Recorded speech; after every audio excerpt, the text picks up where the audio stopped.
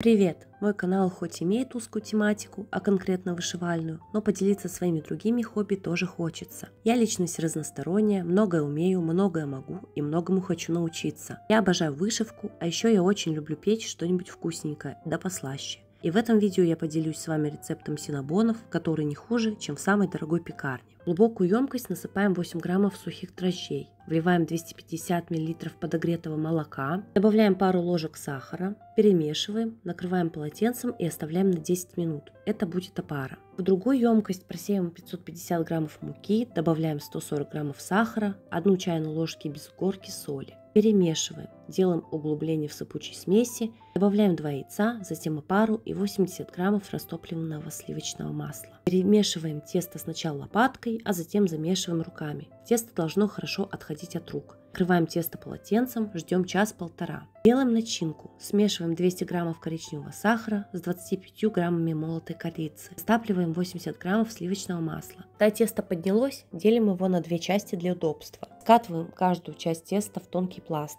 Я с этим особо не заморачиваюсь. Смазываем пласт сливочным маслом и присыпаем его сахаром с корицей. Сворачиваем тесто в рулет и разрезаем рулет на равные части. Перекладываем булочки на противень и слегка жмякаем их. Булочки смазываем маслом. Отправляем булочки в духовку, разогретую до 180 градусов на полчаса. Пока булочки упекаются, займемся приготовлением крема. 200 граммов сливочного плавленного сыра смешиваем с 70 граммами сливочного масла и 5 столовыми ложками сахарной пудры. Взбиваем крем.